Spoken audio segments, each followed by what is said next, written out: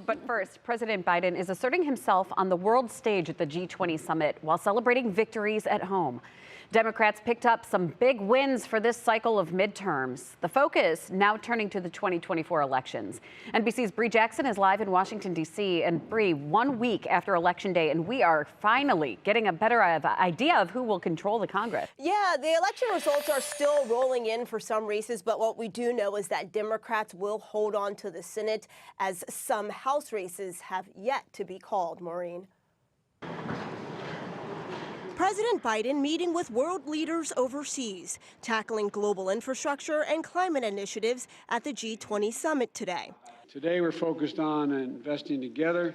The president also using his time on the world stage to send a strong message about the midterm elections. What we saw was the strength and resilience of American democracy, and we saw it in action, resulting in Democrats clinching the majority in the Senate. The American people stepped back from the precipice and chose progress and getting things done, rather than the voices of divisiveness, nastiness, and lack of complete truth and honor.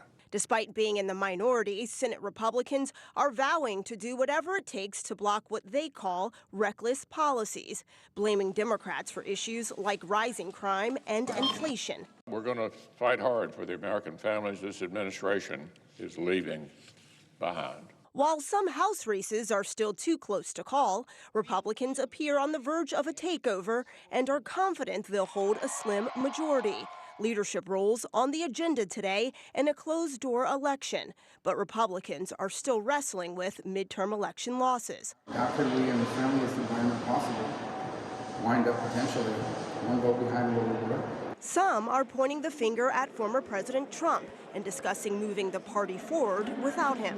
Mr. Trump is expected to announce another run for the White House tonight. And former President Trump is scheduled to make a speech about his political future at his Mar-a-Lago estate in Florida. Maureen. There are some Republicans against former President Trump making this announcement. Why is this the case if he's regarded as the party leader?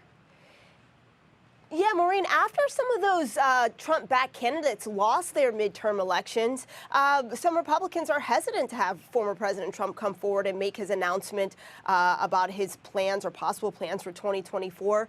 The thought is that it could interfere with that Georgia runoff and hurt that Georgia runoff election that is still taking place in Georgia. Yeah, and we'll be waiting a couple of weeks for that one.